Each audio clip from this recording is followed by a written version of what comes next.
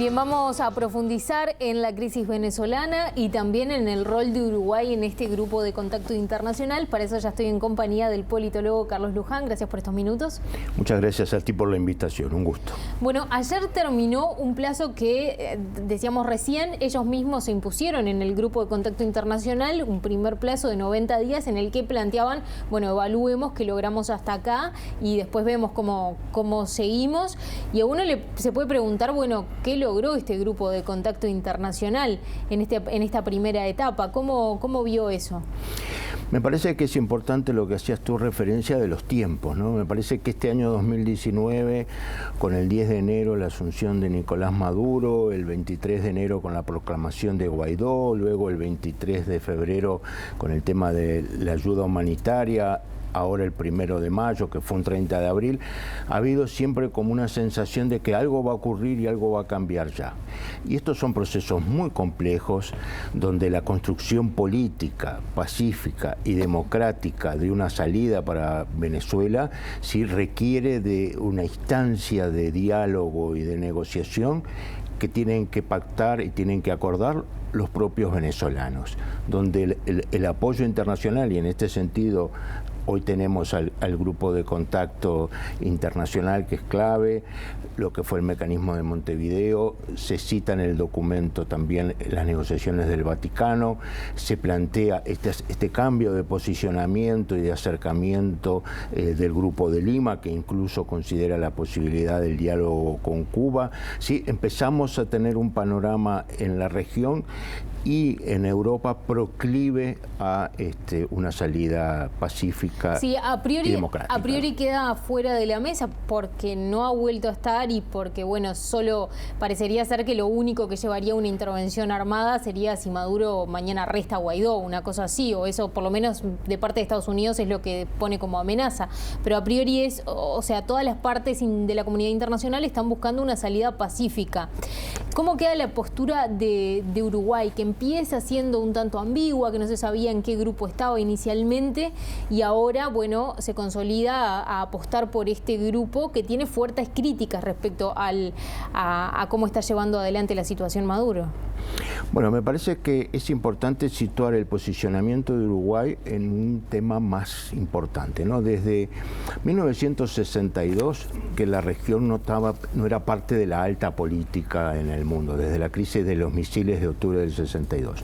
Tú lo has visto, conversaciones entre el ministro ruso y el jefe de Estado, el secretario de Estado de Estados Unidos, las conversaciones telefónicas de Trump con Putin, el trabajo en la Asamblea, en el Consejo de Seguridad de China también en este tema. O sea, esto ya va más allá de la región de Uruguay, de lo que pueda ser Argentina, Brasil o Colombia. Entonces nosotros formamos parte de algo que hoy es global, ¿sí?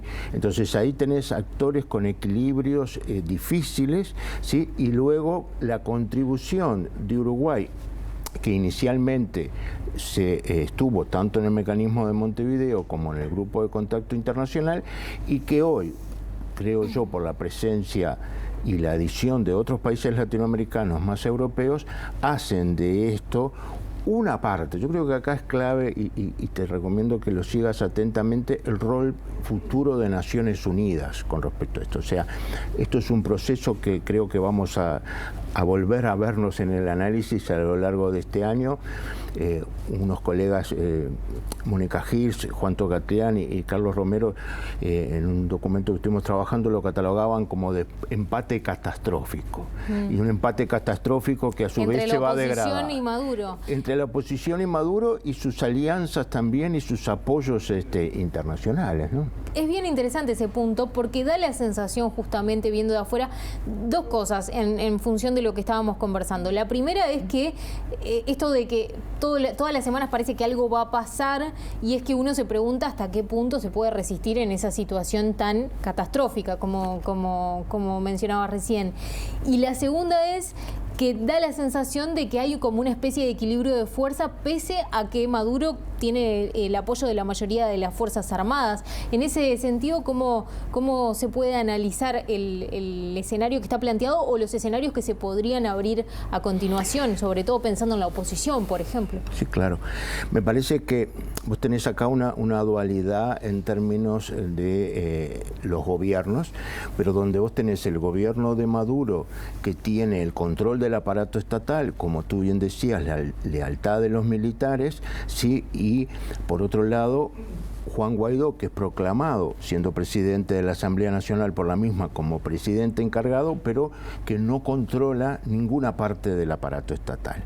Entonces, a partir de eso vos tenés una serie de llamamientos que da la sensación se han ido desgastando en el tiempo, ¿no? Tenemos cosas, y sobre todo a veces pasa como una especie de pensamiento mágico de que esto se va a resolver en un momento, en un suceso. Que se va a ir Maduro, por ejemplo. Sí, o que ponemos, como tú decías, 60 días y a los 60 días ya se resuelve. Como te decía, nosotros estábamos trabajando, esto es como una especie de travesía de los venezolanos por el desierto y tienen la necesidad imperiosa de llegar a un oasis.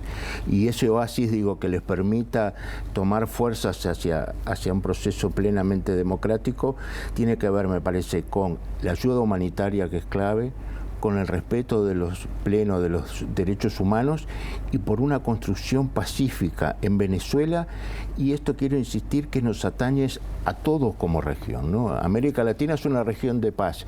Si hay una intervención militar, si hay un conflicto militar en Venezuela, eso no va a quedar reducido solo a Venezuela. Exactamente. Para finalizar, este acercamiento que puede haber entre el Grupo de Contacto Internacional, recordemos algunos países de la región, más la Unión Europea, y el Grupo de Lima, que tiene una postura directamente a favor de la oposición, de Juan Guaidó.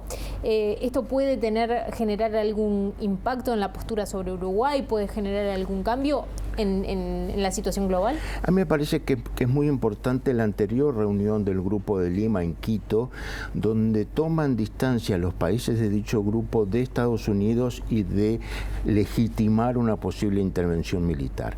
En la siguiente reunión, que es la que acaba de acontecer, hay esta idea del acercamiento. El canciller de Chile estuvo en Costa Rica ahora en esta reunión del Grupo de Contacto Internacional, a partir de decir, bueno, acá tiene que haber una salida política y pacífica. Entonces, ya no son grupos que nacen, se desgastan y surgen otros, sino esta idea me parece muy importante de llamar Grupo de Lima, Grupo Internacional de Contacto, Mecanismo Montevideo, el Vaticano, ¿sí? Y otros actores, como el que te señalaba de Cuba en particular, a en la región tratar de encontrar una solución pacífica y política que no derive en una regionalización del conflicto, que eso sería terrible para las venezolanas y los venezolanos, pero también para todas las latinoamericanas y latinoamericanos. Luján, gracias por estos minutos. Ha sido un placer estar contigo.